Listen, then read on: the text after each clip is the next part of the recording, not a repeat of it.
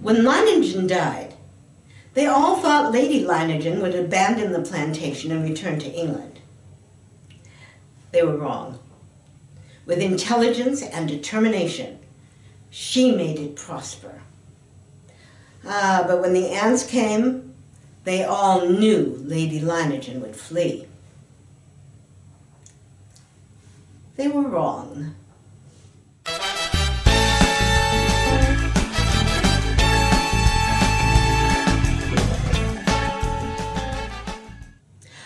Unless they alter their course, and there's no reason why they should. They'll reach your plantation in 2 days, at the latest. Lady Leiningen sipped placidly at her tea, and for a few seconds gazed without answering at the agitated district commissioner. Then she took the teacup from her lips and leaned slightly forward. With her shining silver hair, sharp nose, and lucid eyes, she had the look of an aging eagle. "Decent of you," she murmured, "paddling all this way just to give me the tip. But you're pulling my leg, of course, when you tell me I must do a bunk. Why, even a herd of saurians couldn't drive me from this plantation of mine." The Brazilian official threw up lean and lanky arms and clawed the air with wildly distended fingers. "Lady Leiningen," he shouted, "you're insane. They're not creatures you can fight. They're an elemental, an act of God. 10 miles long, 2 miles wide. Ants. Nothing but ants. And every single one of them a fiend from hell. Before you can spit 3 times, they'll eat a full-grown buffalo to the bones. I tell you, if you don't clear out at once, there'll be nothing left of you but a skeleton, picked as clean as your own plantation." Lady Leiningen grinned. "Act of God, my eye! Anyway, I'm not a child. I'm not going to run for it just because an elemental's on the way. And don't think I'm the kind of fathead who tries to fend off lightning with her fists, either. I use my intelligence, old man. With me, the brain isn't a second blind gut.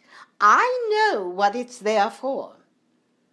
When my husband and I began this model farm and plantation 3 years ago, we took into account all that could conceivably happen to it.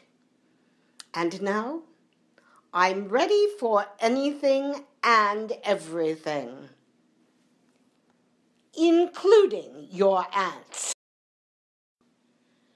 The Brazilian rose heavily to his feet. "I've done my best," he gasped. "Your obstinacy endangers not only yourself, but the lives of your 400 workers. You don't know these ants." Lady Leiningen accompanied him down to the river where the government launch was moored. The vessel cast off. As it moved downstream, the exclamation mark neared the rail and began waving its arms frantically. Long after the launch had disappeared round the bend, Lady Leiningen thought she could still hear that dimming, imploring voice. "You don't know them, I tell you. You don't know them." But the reported enemy was by no means unfamiliar to the planter.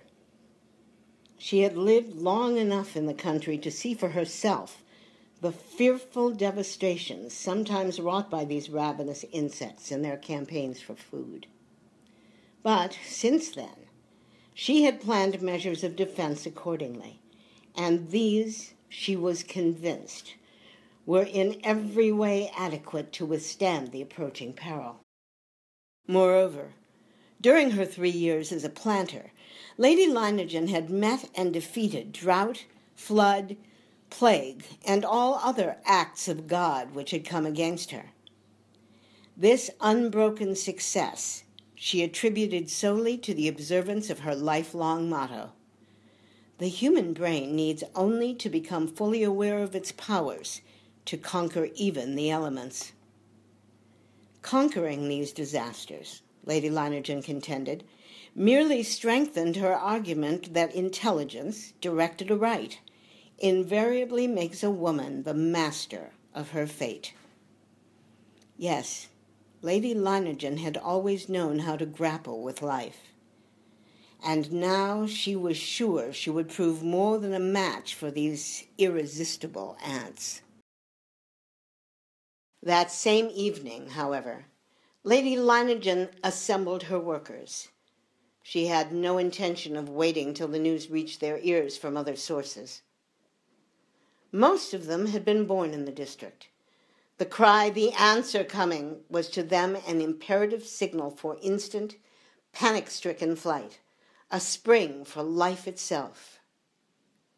But so great was the Indians' trust in Lady Leiningen, in Lady Leiningen's word, and in Lady Leiningen's wisdom, that they received her curt tidings and her orders for the imminent struggle with the calmness with which they were given. They waited, unafraid, alert, as if for the beginning of a new game or a hunt which she had just described to them. The ants were indeed mighty, but not so mighty as the boss. "Let them come,"